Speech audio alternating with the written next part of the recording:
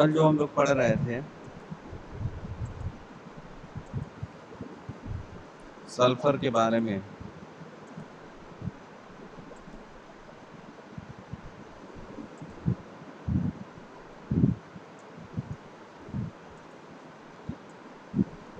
मैंने बताया था कि सल्फर कैसे सल्फ्यूरिक में बदल रहा है, या सल्फर ऑक्साइड या सल्फर डाइऑक्साइड में। ये चीज़ें आप लोगों को भी पता हो गई थी। मैंने एक चीज़ बताया था कल आप लोगों को कि ये जो SOX है, ये जो SOX है, ठीक है, इस SOX में आपको ये चीज़ ध्यान देना रहता है कि X के पास कोई नंबर नहीं है, ये किसी भी नंबर से ऐड हो सकता है, मतलब किसी से भी रिएक्ट कर सकता है। तो उसी के बारे में कल मैंने बताया था, और क्वेश्चन को भी मैंने आप लोगों के सामने रखा है कि ताकि आप लोग समझ सकें मेजर और माइनर या प्राइमरी या इस तरह के कौन से ऐसे आ रहा है जो प्राइमरी पोल्यूटेंट्स की वजह से हो रहा है या सेकेंडरी पोल्यूटेंट्स की वजह से हो रहा है। ये सारी चीज़ें जो है क्लियर हो जाए। अब जो बात करेंगे हम लोग कि जो मेन सोर्स है, हमने क्या बताया था कि मेन सोर्स जो भी ऑक्साइड्स के फॉर्म में है, जितने भी ऑक्साइड्स के फॉर्म में हैं, उन ऑक्साइड्स के फॉर्म में हो या ना हो, कभी भी अगर पॉल्यूशन से कोई भी टॉपिक आता है तो उसका सबसे पहले जो भी आपका वजह होगा वो सिर्फ और सिर्फ एक ही वजह होता है, फॉसिल फ्यूल। और ये किस चीज़ के लिए होता है? एनर्जी पाने के लिए होता है। इन चीज़ों को हम ध्यान में रखेंगे कि कभी भी मेन सोर्स की बात करें तो फॉसिल फ्यूल का जिक्र करना बहुत ज़रूरी है। उसके अंदर ही बाकी सारी चीज़ें आती हैं, जैसा कि मैंने पहले बताया था। अब देखो इसी में जो कोयले की अगर मैं बात करूँ, कोयला, तो कोयले भी तुम्हारे कई तरीके के होते हैं। जैसे तुम्हारे ब्रिक्स होते हैं, first class brick, second class brick, third class brick, ठीक है, ये पढ़े हो। एक फोर्थ क्लास ब्रिक होता है जिसको झामा भी कहते हैं, ठीक। तो इस तरीके के होते हैं, इसके भी क्लासिफिकेशन, इसके भी कोल के भी जो होते हैं इंडेक्स होते हैं। उसी प्रकार से क्रूड ऑयल, जो भी हम पेट्रोलियम यूज़ कर रहे हैं, जो भी पेट्रोल है, हम वो भी देख रहे हैं कि क्रूड ऑयल का क्या हिसाब किताब हमारे से बन रहा है। तो आप अभी आप क्या देखोगे कि जितना भी ये सारी चीज़ें आपके सामने आ रही हैं, उसके ऊपर क्या-क्या रिएक्शन है। तो यार अगर रिलेशन की बात करूँ और रिएक्शन की बात करूँ, तो सबसे पहले जान लो कि बायोटिक में होगा, ठीक है? किस तरीके से वो हाइजेनिक या अनहाइजेनिक रूप से रिएक्शन करता है। दूसरी चीज़ें, मीडियम कौन-कौन से हैं, ठीक है? मीडियम कौन-कौन से हैं, ये भी आपको देखना होगा। मीडियम होने के बाद आप ये देखेंगे कि जैसे बायोटिक का बायोटिक दे दिया, हाइजेनिक भी देख लिया, ठीक। तो होता क्या है ऐसे केस में कि जैसे मैंने बताया था कि एक क्लोज होता है आपका क्लोज, ये जैसे हम व्यंजन के फॉर्म में इसको डालते हैं और फिर ये ओपन होता है इस तरीके से। मैंने बताया था ओपन के लिए आपका पी एन चल सकता है, पी भी चल सकता है, ठीक है, आइसो भी चल सकता है। तो इस तरीके का मैंने आपको बताया रखा है। ये उसमें बताया है जब हाइड्रोकार्बन के टॉपिक्स चल रहे थे, हाइड्रोकार्बन्स में जो चीज़ें था। अब क्या है कि अगर इसके सोर्स जो हैं बढ़ ही रहे हैं, वजह तो पता ही है क्या, लेकिन इसको और ऑथेंटिक किस तरीके से लिखा जा सकता है कि इनके रेट ऑफ रिएक्शन किस तरीके के हैं और कहाँ-कहाँ तक के हैं। तो किस तरीके का मतलब तुम डाल क्या सकते हो कि जैसे वो केमिकल रिएक्शन कर सकता है, ठीक है? किसी से भी मतलब अगर ये बना रहा है, केमिकल रिएक्शन कर रहा है तो बायोटिक ही करेगा, ठीक है? हाइजेनिक या अनहाइजेनिक रहेगा, दोनों केसेस हो सकते हैं। क्लोज बन रहा है या आपका ओपन बन रहा है, ये भी मैटर करता है। हैवी मॉलिक्यूल्स रिएक्शन है या लाइट मॉलिक्यूल्स रिएक्शन है, तो ये सारी चीज़ें तुम डाल सकते हो। उसके बाद मेन सोर्स में जो भी तुम लिख दोगे वो चल जाएगा, ठीक। याद रखना अगर केवल SOX है तो इसका मतलब तुम ये नहीं मान लोगे कि ये सल्फर डाइऑक्साइड है, ठीक है, या सल्फर ऑक्साइड्स है। तुमको वहाँ पे परस्पर लिखना होगा कि x का मतलब क्या है। तो एग्जाम्पल में जब भी लिखोगे x को, ठीक है, तो वहाँ पे लिख देना n number of 1, number of 2, number of 3, इस तरीके से इसको बनाते जाना। वैसे अगर SO रहता तब हम सल्फर ऑक्साइड बोलते हैं, अगर SO रहता तो सल्फर ऑक्साइड्स होता, ठीक। तो ये अंतर होगा। दूसरे क्वेश्चन की अगर मैं बात करूं, पूछ रहा है what are the 3 source of sulphur. देखो यहाँ पे क्या बात हो रही है, केवल सल्फर की बात हो रही है, ठीक है। अब इसके साथ ऑक्साइड्स नहीं है, केवल बात हो रही है किसका, सल्फर में। तो हमारे चारों ओर का जो आवरण है जिसमें हम लोग रहते हैं, उसे क्लाइमेट कह लो या वेदर कह लो या कुछ भी कह लो उसको, जिस जगह पे हम लोग रहते हैं वहाँ पे सल्फर का क्या उपयोग है, क्या इसका दुरुपयोग है, मतलब एडवांटेज एंड डिसएडवांटेज भी तुमको बताना पड़ेगा। ये कितने तरीके से एनर्जी से बॉन्ड बना सकती है, मतलब एनर्जी बना सकती है, पैचिंग कर सकती है, ये सारी चीज़ें पता होनी चाहिए। उदाहरण के तौर पे 2-3 मैंने यहाँ पे लिखा हुआ है। जैसे पहला उदाहरण क्या है, electrical power plants that burn fossil fuels containing sulphur, ठीक है। कंटेनिंग सल्फर यानी इसके बिना जो है फॉसिल फ्यूल, ठीक है, मतलब अगर आप बर्न कर रहे हैं तो सल्फर जो है उसमें रहेगा। और जो इलेक्ट्रिकल पावर प्लांट बनाते हैं ज़्यादातर वहाँ पे मिलता है, क्योंकि वहाँ पे रेट ऑफ रिलीज इसका ज़्यादा हो जाता है। और भी कई जगह पे हैं, जैसे सल्फर आप नमक वाली पानी भी यूज़ कर रहे हो, NaCl, जिसको तुम जानते हो, ठीक है, सोडियम क्लोराइड।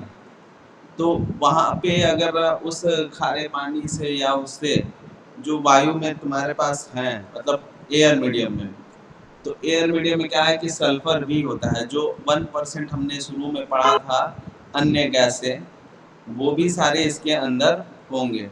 तो देखा जाए तो हमारे पास जितने भी पीरियोडिक टेबल में एलिमेंट्स मौजूद हैं, हमारे एटमॉस्फेयर में मोटे तौर पे अगर मैं बात करूं तो सारे विद्यमान हैं। ये जितने भी आपको गैस के एलिमेंट्स दिखते हैं, चाहे वो किसी भी मैटर के रूप में हो, मैटर हो गया तुम्हारा सॉलिड, लिक्विड एंड गैस, मतलब जिस भी फॉर्म में हो, उस सारे एलिमेंट हमारे वातावरण में मिलते हैं जो आपको पीरियोडिक टेबल मिलते हैं। अब ये होता है कि जब सारे गैसेस यहाँ पे हवा में विद्यमान हैं, मतलब है मौजूद है वो, तो वो किससे और कहाँ पे कैसे रिएक्शन कर सकता है, बस ये उसके ऊपर डिपेंड करता है। हम एक फॉरकास्टिंग करते हैं, एक भविष्यवाणी करते हैं कुछ दशकों के लिए या कुछ सालों के लिए, कि ये हमारे वातावरण में ये गैसें हैं।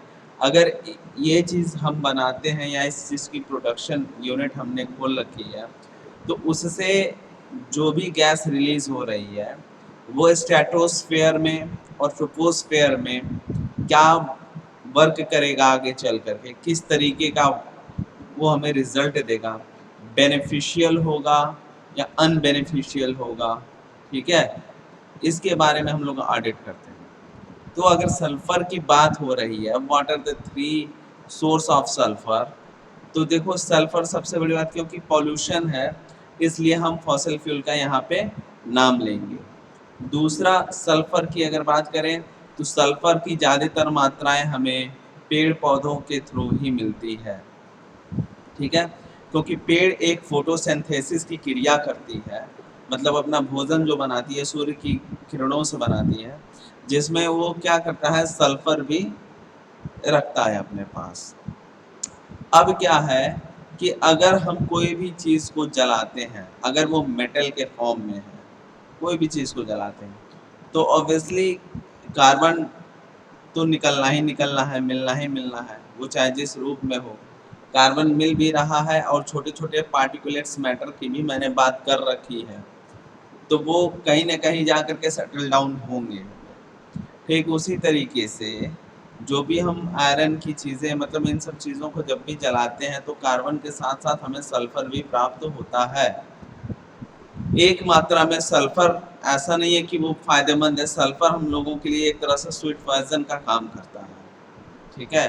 तुमने सुना होगा शरीर का नीला पड़ना 2 वजहों से होता है। एक तो सल्फर की मात्रा मिल जाने पे और दूसरा शरीर में नमक की मात्रा खत्म होने से, मतलब सोडियम क्लोराइड के खत्म होने से।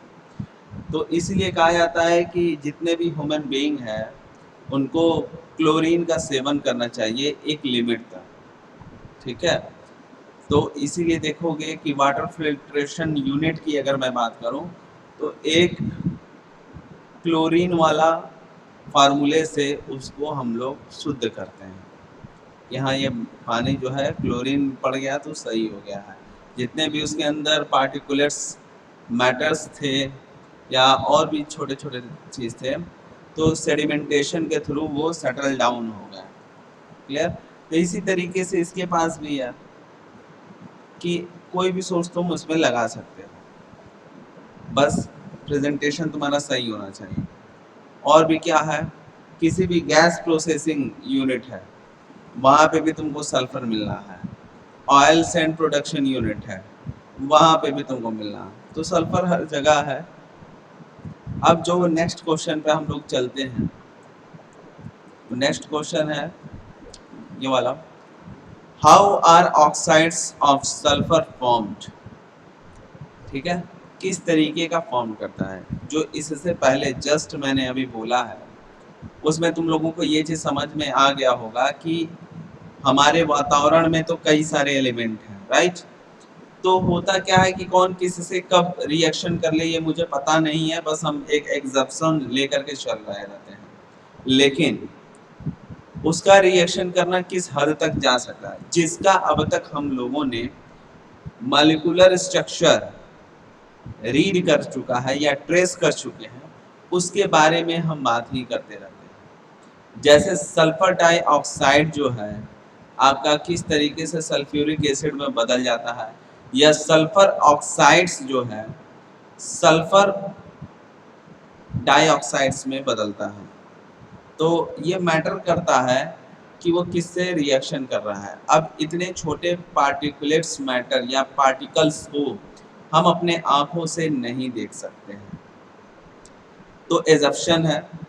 और हमें भी ये भी पता है कि हाँ ये सारे तत्व जो पीरियोडिक टेबल में अब तक मिले हैं या जिनकी खोज हुई है वो सारे के सारे हमारे वातावरण में हैं, जो कि ट्रोपोस्फेयर स्ट्रेटोस्फेयर के बीच में ही हमको मिल जाती है। अब इसका क्या प्रभाव पड़ता है आई डोंट नो, आगे पढ़ेंगे ही। तो अब देखो यहाँ पे जो कह रहा है, क्या कह रहा है कि सल्फर ऑक्साइड्स डिजॉल्व, ठीक है, इन वाटर। अगर ये वाटर के साथ सल्फर ऑक्साइड्स जो है पानी के साथ अगर मिल जाता है तो तुम्हें कौन सा रिजल्ट देता है, सल्फ्यूरियस एसिड की, ठीक है, जिसको हम सल्फ्यूरिक एसिड के नाम से जानते हैं। दोनों एक ही है, चाहे सल्फ्यूरियस बोल लो या सल्फरिक एसिड बोल लो, ठीक है, कुछ भी बोल दो, यहाँ पे दोनों का सेंस यही है। जिसका केमिकल अगर बात करूँ तो H2SO4 होता है सल्फ्यूरिक एसिड का। तो अगर सोचो सल्फर ऑक्साइड केवल पानी से रिएक्शन कर रहा है, अब सल्फ्यूरिक एसिड क्यों बन रहा है, H2SO4 यानी हाइड्रोजन के 2 बॉन्ड और ऑक्सीजन के इस तरीके से तुम निकाल लो। तो होता क्या है कि देखो विद्यमान है तो वो रिएक्शन करने ही करने हैं, कहीं ना कहीं किसी न किसी रूप में आकर के सेटल डाउन होना है। इसीलिए हम बस एक एग्जप्शन लेकर के चलते हैं कि ये चीज़ें हो रही हैं। अब वही इंडस्ट्रियल एरिया कैसे एग्जप्शन लेंगे, अगर इंडस्ट्रियल एरिया में कोई नदी है या कुछ है तो वहाँ का जो वाटर होगा या कोई सोर्स होगा जहाँ पे वाटर आके एक जगह एक्युमुलेट हो रहा है, और या इंडस्ट्रियल के कचरे या ये सब चीज़ें जा कर के नदी नालों में मिल रहे हैं या ड्रेनेज में जा रहा है, और उसकी कनेक्टिविटी भले नदी से या कि वहाँ के ओवरहेड या अंडरहेड में ना हो कनेक्शन, तब भी क्या है कि सॉइल के प्रॉपर्टी के बारे में सबको पता है कि सॉइल के अंदर रंध्र स्थानें यानी खाली स्थानें होती हैं जिनकी जगह या तो एयर लेता है और या तो वाटर लेता है, ठीक है। आगे पढ़ोगे शायद इसमें नहीं, लेकिन आगे सॉइल में तुमको जानने को मिलेगा कि वाटर कंटेंट रेशियो निकालना है या एयर कंटेंट रेशियो, तो इसी तरीके के खाली जगहों में एयर या वाटर उसका स्पेस ऑक्युपाई कर लेता है।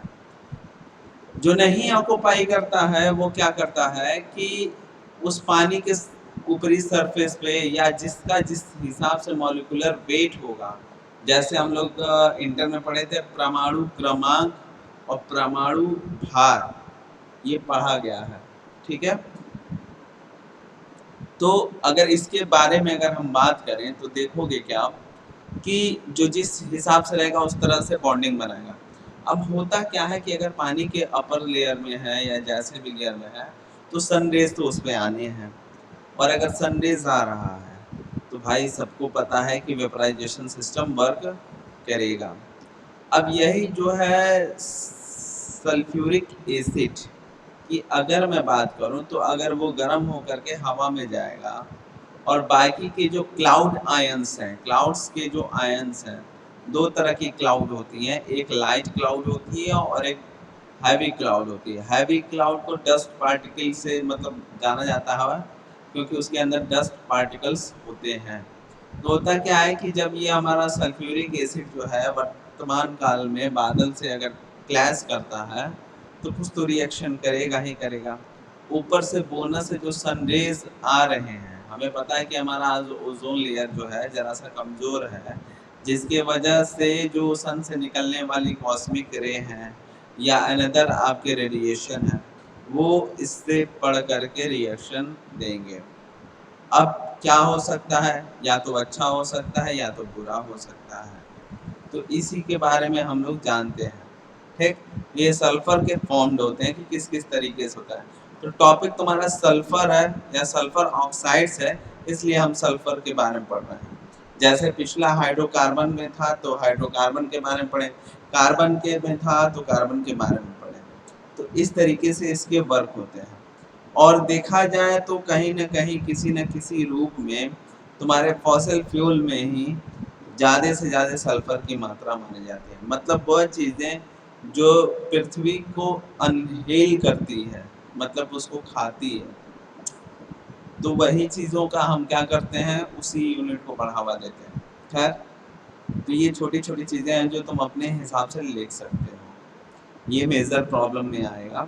और इसके जो पॉल्यूटेंट्स हैं, मतलब कहते हैं ना कि प्राइमरी पॉल्यूटेंट्स, बताया था मैंने कि प्राइमरी पॉल्यूटेंट्स किसे कहते हैं, सेकेंडरी पॉल्यूटेंट्स किसे कहते हैं, ठीक है।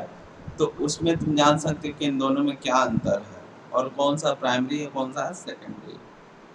द नेक्स्ट क्वेश्चन की अगर बात करें तो अगला है question, what are the two major source of sulphur dioxide. अब यहाँ पे क्या आ गया आपका डाइऑक्साइड। तो डाइऑक्साइड का मतलब हो गया जहाँ SOX का फॉर्म देख रहे होंगे, जो नॉर्मल तौर पे SOX है, वहाँ पे 2 आ गया। 2 का मतलब खुद ही होता है डाई, ठीक है। तो ये डाइऑक्साइड्स क्या है, sulphur dioxide is a gas, ठीक है, primary emitted from fossil fuel combustion at power plants and other industrial, ठीक है, facilities as well as fuels combustion in mobile source such as locomotives, ships and other equipment।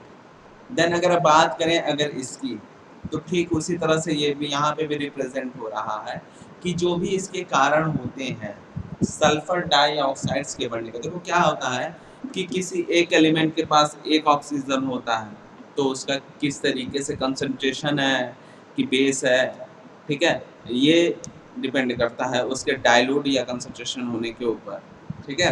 तो होता क्या है कि एक ऑक्सीजन में ये कमाल कर रहा था, अगर 2 ऑक्सीजन उसी सल्फर से मिल जाएंगे तो क्या कमाल करेंगे, तो उसी के बारे में पूछ रहा है। तो ज़्यादातर जो सोर्स के बारे में बात हो रही है वो सोर्स और एक ही है कि वो भी फॉसिल फ्यूल की कंजप्शन, मतलब खपत हो गया। मतलब क्या है, जीवाश्म की खपत तब जब हम कोई पावर प्लांट को बनाते हैं एंड अदर इंडस्ट्री या किसी अनदर औद्योगिक फैसिलिटीज को हम लेने के लिए करते हैं। इसी प्रकार से एज वेल एज इसी प्रकार से फ्यूल कंबक्शन इन मोबाइल सोर्स, इसी प्रकार से जो भी जीवाश्म की खपत है, जो भी इसकी स्रोत है, वो एक प्रकार से हम लोकोमोटिव्स यानी जो हम रोड पे गाड़ियां चलाते हैं उससे, समुद्र में जो जहाज चलाते हैं उससे, या कोई अदर इक्विपमेंट या कोई अदर अन्य आपके यंत्र, जैसे जनरेटर हो गया, बिजली वाली जनरेटर हो गई, पानी वाली जनरेटर हो गई, ट्रैक्टर हो गया, हैवी हैवी बड़ी बड़ी मशीन हो गई, जैसे ब्लास्टिंग फर्नेस की अगर मैं बात करूँ तो वात्या भट्ठी जो होती है उसकी भी तुम समझ लो, उसमें भी लगते हैं। तो कई सारे इक्विपमेंट हैं, न जाने एक एरिया में, जैसे गीडा एक इंडस्ट्रियल एरिया है, न जाने कितने सारे फैक्ट्री लगे हुए हैं और उनके क्या क्या प्रोडक्शन यूनिट है। तो भाई बम्पर रूप से क्या करते हैं, वो सल्फर डाइऑक्साइड को निकालते ही निकालते हैं। अब जो नेक्स्ट क्वेश्चन है लास्ट, वो है डस turmeric contain sulphur.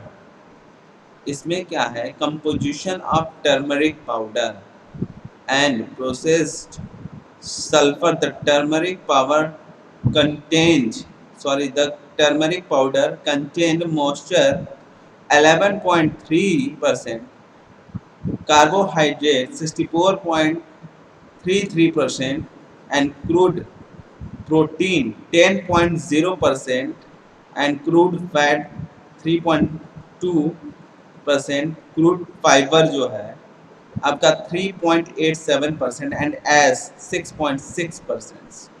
The process sulphur contain 100% sulphur. कहने को क्या है कि अगर एक टर्मरिक कंटेन सल्फर की बात करें तो उसको बनने में क्या क्या सहायक है, तो आपको ये याद कर लेना होगा कि आपका जो मॉइस्चर है वो 11.3 से ऊपर नहीं होना चाहिए। कैसे, अगर मान लो 1 लीटर पानी की बात तुम करो, अब 1 लीटर पानी में जितना भी तुम उसमें डिजॉल्व किए हो, जो भी तुम्हारा गुणा करने पे आंसर आएगा, या किसी की डेंसिटी निकालना हो तो रो जी एच से निकाल सकते हो, तो उसमें डिजॉल्व की मतलब एक हाइट भी तुमको मिला हुआ है, ये सारी चीज़ें मिली हुई है। तो जो डिजॉल्व की जो केसेस होती हैं उसके आने के बाद मल्टीप्लाई कर देना 11.3 से, अब जो बचे हुए चीज़ों को उससे माइनस कर देना। एक तो ये तरीका है कि पता चल जाएगा कि कितना मॉइस्चर है, ठीक है।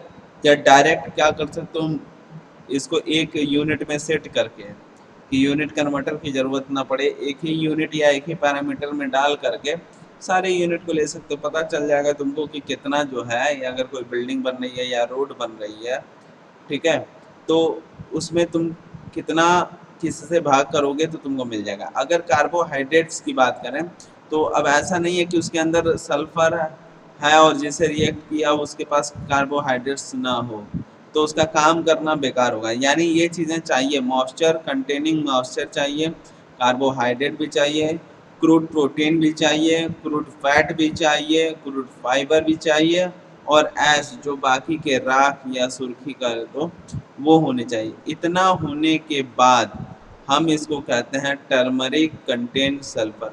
अब इसका उदाहरण जान लो है क्या, जैसे जब भी कोई भी सामान नष्ट हो जाता है तो हम उसको जला देते हैं।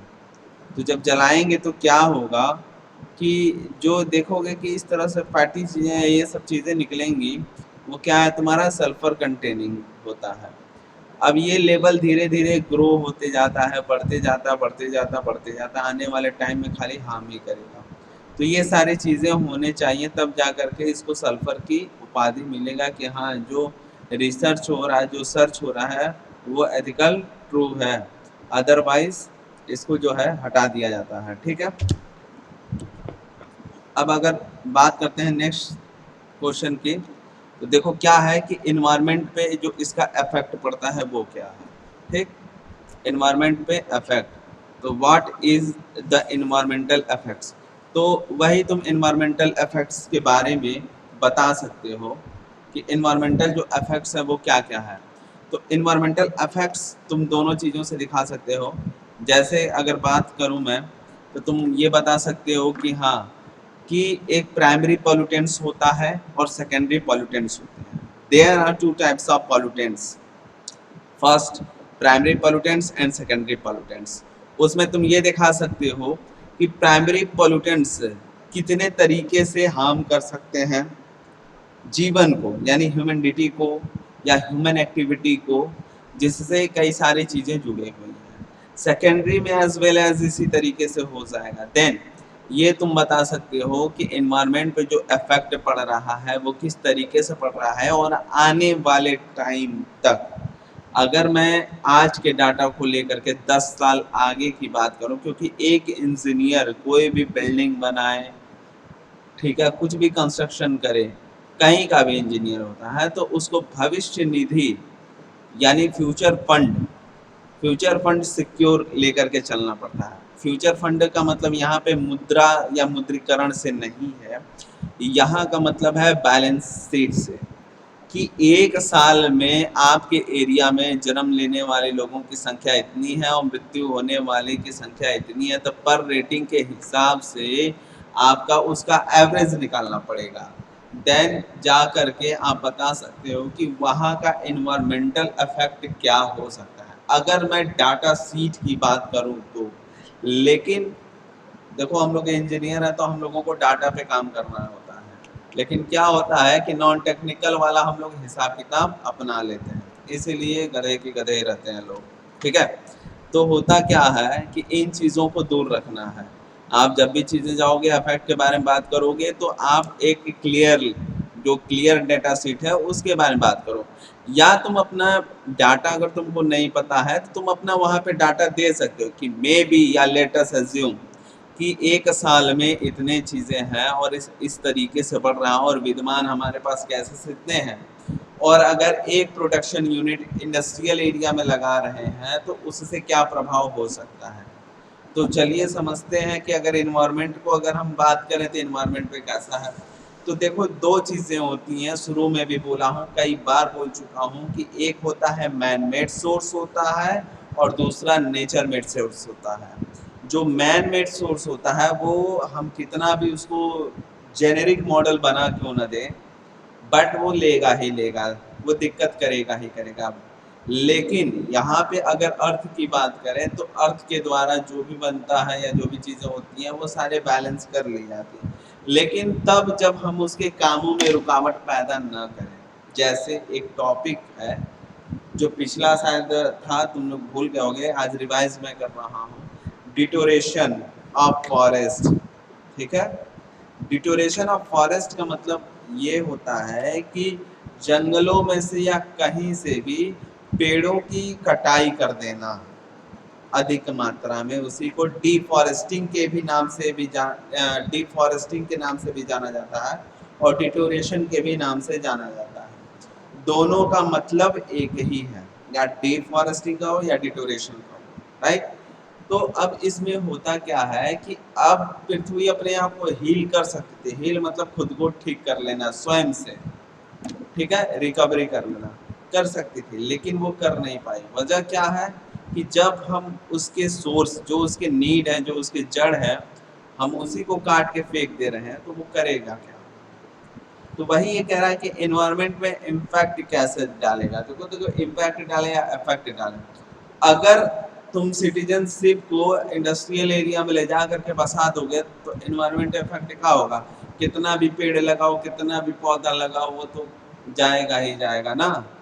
कितना भी फलहारी वाला क्यों ना पौधा पेड़ हो, उसके तो फल जाने हैं, सही से होगा नहीं।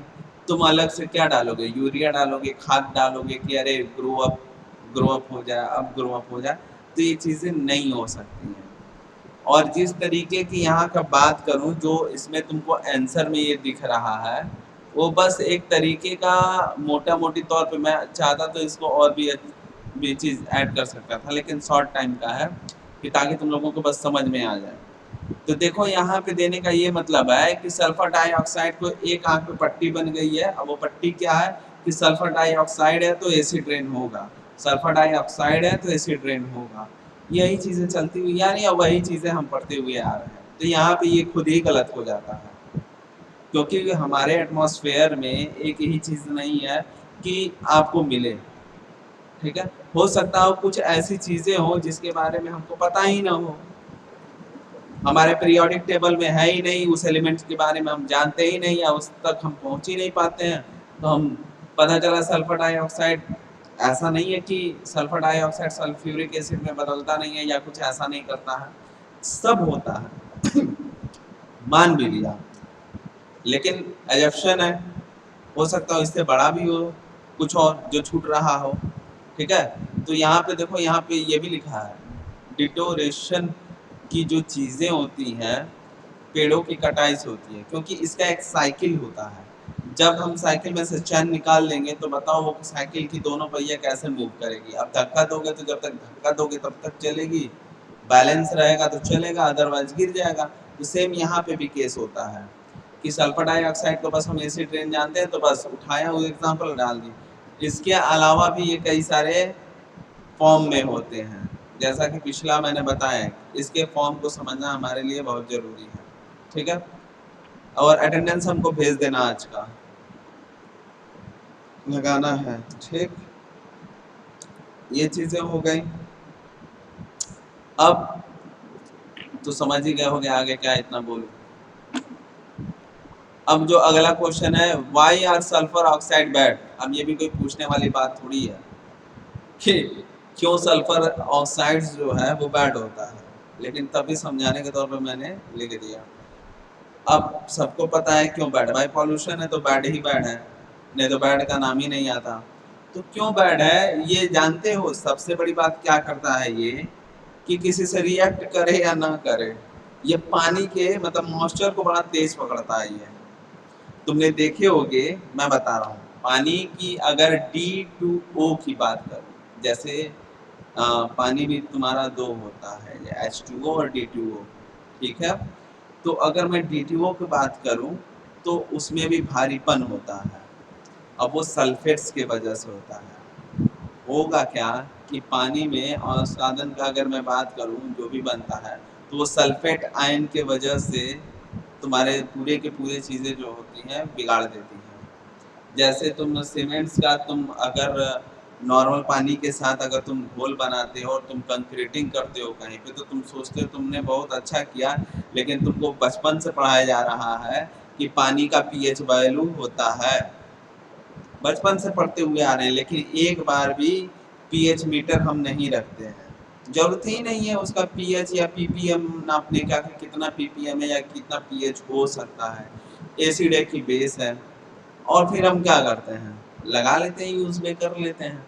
तो सल्फर की सबसे खराब आदत क्या है, सल्फर ऑक्साइड्स की अगर मैं बात करूं, तो जो भी इंडस्ट्रियल से गिरता है ये ऊपर ना जा करके ये हवा के मॉइस्चर को पकड़ता है, ये नमी को पकड़ता है, जहाँ पे इसको मॉइस्चर मिलता है, यानी इसी सतह पे जहाँ भी इसको ठंडा मिला और उसके बाद उसी से वो क्लैश करता है, नया कंपाउंड बनाता है, खुद को उसमें पानी में मिलने के बाद सल्फ्यूरिक एसिड में बदलता है। ये सारी चीज़ें हैं। अब जब यही बैड जो चीज़ें जिसको नाम से जानते हैं, यही क्या होता है, वेपराइजेशन के सिस्टम में आता है और फिर अम्ल वर्षा कराता है। क्योंकि सोने पे सुहागा इसके लिए ये हो जाता है कि जितना भी आज के डेट में हम एसी यूज कर रहे हैं, बताया था कि 2 एरोसोल होते हैं, अटेंडेंस भेज देना, रिपीट कर रहा हूँ। ठीक है, 2 एरोसोल होते हैं। पहला एरोसोल जो होता है वो पृथ्वी का होता है, दूसरा एरोसोल होता है वो किसका होता है, वो आपका जो डिओड्रेंट्स यूज करते हो, परफ्यूम यूज करते हो, उसके अंदर होता है। एसी के अंदर भी जो होता है, मतलब कूलिंग वाला कूलिंग पैड जिसमें भी यूज कर लो, रेफ्रिजरेटर हो गया, IDC, various kinds of thing. ठीक है, तो अब जो है एरोसोल क्या करेगा, CFC क्लोरोफ्लोरोकार्बन को बनाता है, फिर HCFC हाइड्रोक्लोरोफ्लोरोकार्बन। अब यही जब ऊपर की तरफ बढ़ता है तो होगा क्या, सल्फर डाइऑक्साइड उससे रिएक्शन कर लेता है। अगर भैया वो डायल्यूट रहता है ना तो उसको कंसंट्रेशन में बदल देते हैं, करोगे कहाँ, जो भी बचा कुचा कसर था, ठीक है, एसिड था और तगड़ी एसिड कर दिया गया। अब वो कौन किया, नेचर ही किया, किसी और को आकर के करने की जरूरत नहीं पड़ी। तो ये सारे इसके बैड इफेक्ट हैं जो कि सबको लेना रहता है। जैसे यहाँ पे लिखा हुआ व्हेन डिसॉल्व बाय वाटर, अगर वाटर के द्वारा सोख लिया जाता है तो वाटर का जो वाष्प होता है, वाष्पीकरण, form acid, it can again have adverse effect on the respiratory system of human and animal. मतलब ह्यूमन एंड एनिमल बस पेज भरने के लिए रख दिया गया है, वैसे लिखा जा सकता था तो क्या लिखते, लिविंग थिंग्स लिख दिया जाता, right. And it can cause damage the vegetation, building and materials and contribute the acidification of aquatic, यही सारे हैं इकोसिस्टम। तो जो एक्विटिक, एक्वा से जो आ रहा है, एक्वा मतलब वाटर ही होता है, ग्रीक की भाषा में एक्वा मतलब एक्वेरियम पढ़े हो, एक्वा एक्वा एक्वा गार्ड, तो ये ग्रीक की भाषा में आता है कि एक्वा का मतलब होता है पानी, ठीक है। ये पानी को क्या बना देता है, अम्ल बना देता है, ठीक है। और हमारे वातावरण में ऐसे ही चलता रहता है एक, ठीक है ना, देशद्रोही टाइप का उसका कॉन्सेप्ट बन जाता है कि हाँ इसको खत्म करना है। तो ये सारी चीजें हैं। अब देखो वही पानी तुम किस में, बिल्डिंग बनाने में करते हो, अरे यार अभी तो घर बनवाए थे, पता नहीं नीचे फर्श क्यों काला पड़ रहा है। बोलो भैया तुम चेक ही नहीं किए। उसमें पानी की हार्डनेस जो होती है, अगर मैं हार्डनेस की बात करूं, जल की कठोरता, तो तुमको उसके अंदर कैल्शियम के, मैग्नीशियम के, सल्फर के डाइऑक्साइड मिलेंगे, ठीक है।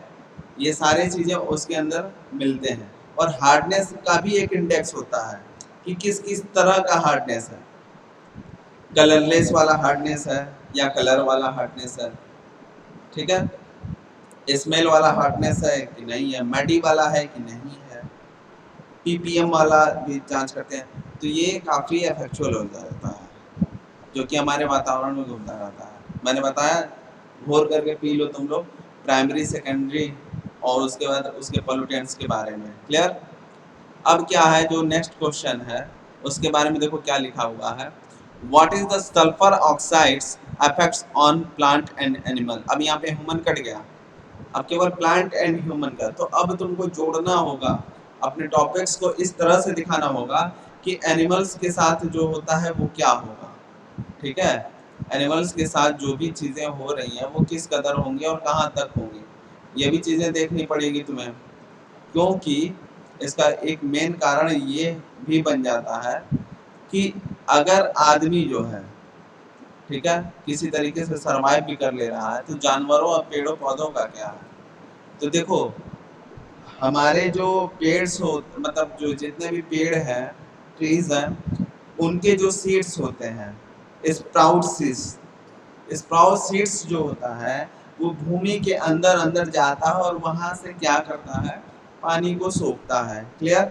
अब हमें देखना ये पड़ जाता है कि पानी को तो एब्जॉर्ब कर रहा है, और इससे पहले कि मैंने बताया रखा है कि पानी को सोखने से पहले हमारी सॉइल के बारे में मैंने बात किया था कि जो हमारी सॉइल होती है उसका क्या सिस्टम होता है। सॉइल का ये सिस्टम होता है कि उसके अंदर वाइड रेशियो होते हैं, वाइड रेशियो होते हैं। वाइड रेशियो का क्या होता है हिसाब किताब कि उसके अंदर चला तो जाता है, अब या तो एयर एयर जगह ले ले या तो वाटर जगह ले ले, दोनों में से कोई एक जगह लेगा। उन जगहों को लेने के बाद वही चीजें पेड़ सोखती है, उसका जो फल आता है वो जानवर खाते हैं, जो जानवरों से बचा हुआ रहता है पेड़, जैसे हम लोगों के बीच में रहता है, तो वहाँ पे क्या होता है कि वो चीजें हम लेते हैं। फिर तो होना क्या है, ये साइकिल का जयराम हो जाता है, मतलब खत्म हो गया। क्या होगा, यही सारी दिक्कतें हैं जिनको हम टाइम पे अगर न हटा पाए, मतलब नहीं हटा पाए, तो फिर कुछ होना नहीं है और नहीं कुछ कर पाए। इसीलिए अवेयर किया जा रहा है हर एक बच्चे को कि ये सबसे बड़ी दिक्कत है। लोग यहाँ पे पढ़ाई करते हैं पैसे के लिए, उदाहरण मैं दे रहा हूँ, लोग यहाँ पे पढ़ाई करते हैं पैसे के लिए, जिसकी जितनी अच्छी पढ़ाई उसका उतना अच्छा इनकम। भाई शिक्षित होना, ठीक है, एक चीज बता दे रहा हूँ, शिक्षित होना कई सारी चीजों को बताता है। शिक्षित होना में जरूरी नहीं कि आप पढ़े लिखे हो, आपके पास जानकारी है, आप सही लेंथ लाइन पकड़े तो आप शिक्षित व्यक्ति हो। पढ़ लिख करके क्या होगा जब वही भेड़ बकरों वाला काम करना है, जानवरों की तरह रहना है, ठीक है? ये सारी चीज़ों की दिक्कत है। इसीलिए आप सभी लोगों को, इवन मुझे भी पढ़ाया गया था कि पढ़ कर के ये जानने को मिले कि हाँ, क्या चीज़ें हैं और किस तरीके से इसका डिसॉल्वेशन है। तो टाइम के अभाव के वजह से जो है मैं जो है अभी के लिए रख देता हूँ। और बाकी की जो भी डाउट्स होंगी आप बताना मुझे। क्लियर?